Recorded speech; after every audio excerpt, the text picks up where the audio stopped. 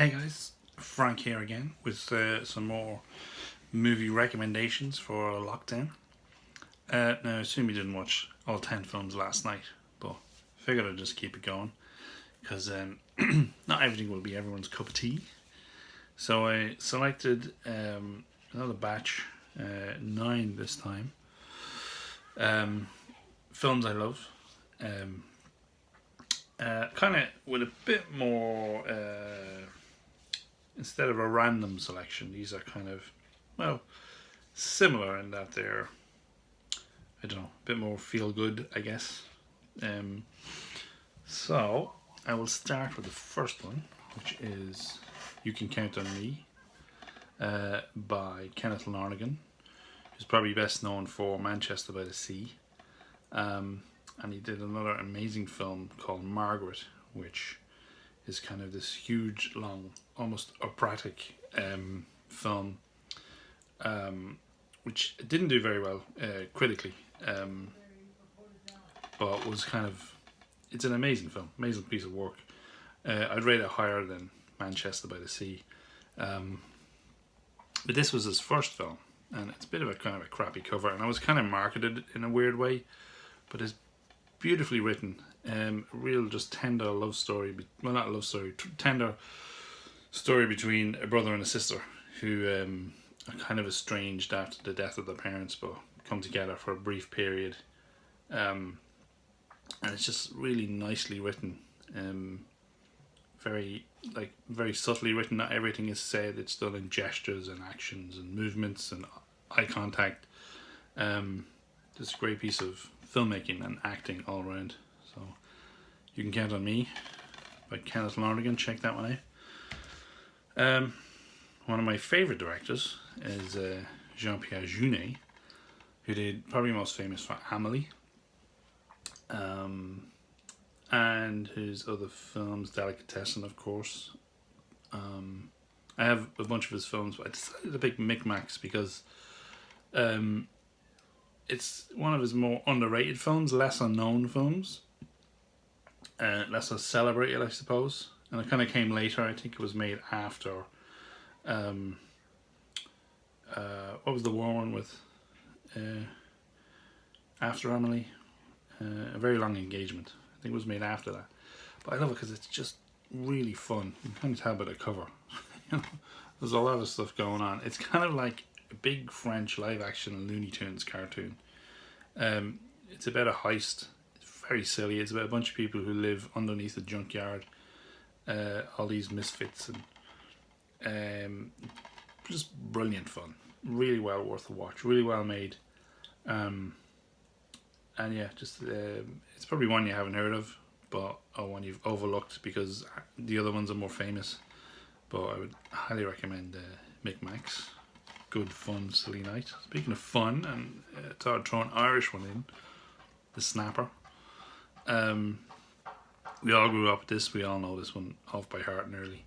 I didn't watch it for years, and I watched it a couple of years ago with my wife who hadn't seen it, and it's just brilliantly funny, tender. It's full of love in a very kind of Irish family way. And yeah, it's just, if you haven't watched it in a few years, watch it again. Try and find it somewhere, and it's just a brilliant laugh, you know. British comedy with Nell and I, one of my favourites. It was a little more bleak than the other ones, but I think we've all had that period in our lives where we've just kind of gone off the rails a little bit and lived in kind of squalor for a couple of years. I know I certainly have. And this was one that I discovered during that time and could relate to it completely. A couple of guys living in a really filthy apartment, just trying to carve out an existence for themselves, full of ambition. But it's brilliantly written by Bruce Robinson and directed. I think it was his first feature. It was Richard E. Grant's first feature, which is amazing when you see the performance.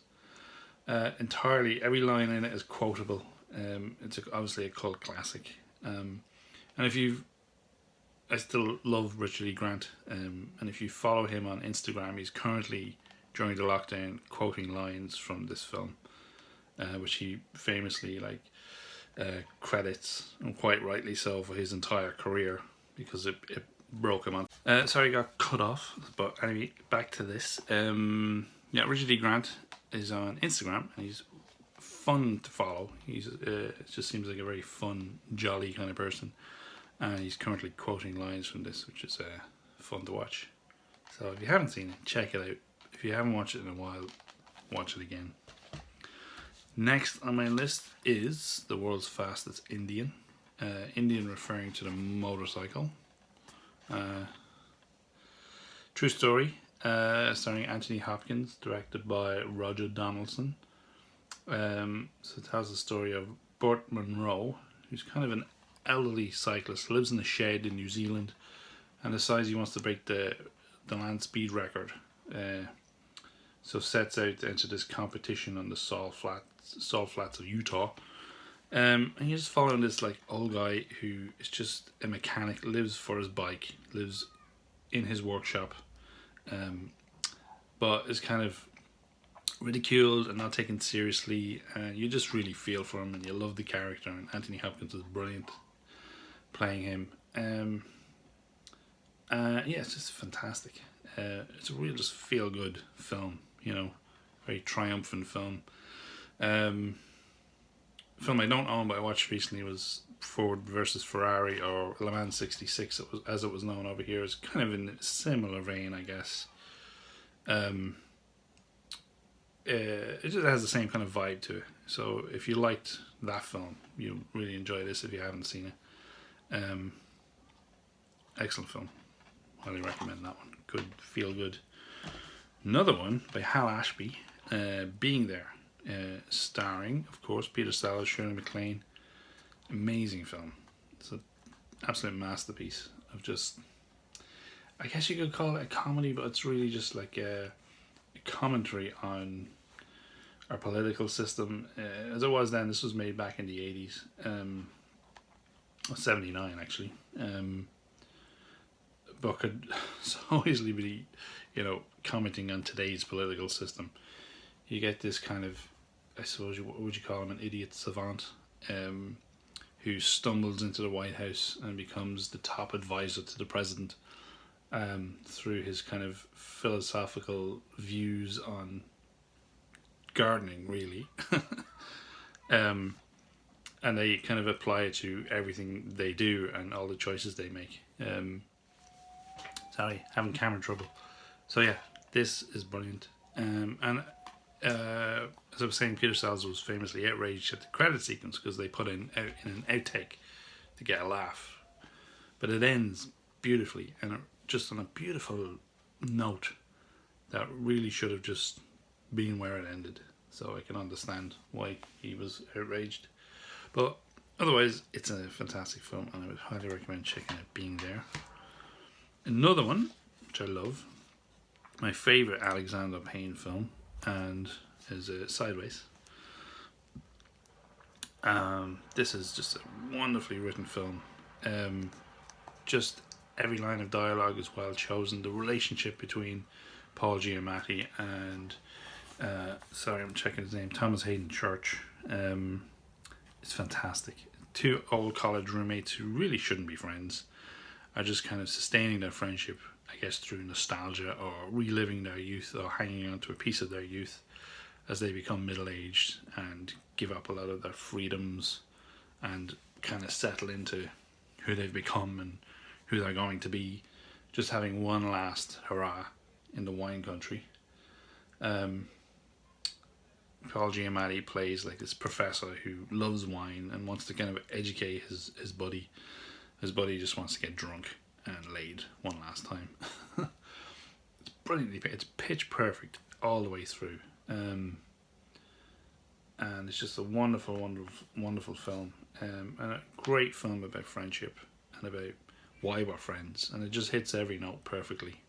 And it's funny and tragic and funny again and sad and then happy. And yeah, highly rate this film. If you haven't seen it, check it out. If you haven't watched it in a few years, watch it again. Fantastic. Now, this one won the boys. terrible cover, and the title doesn't give much away, but it is just an absolutely brilliant film. Just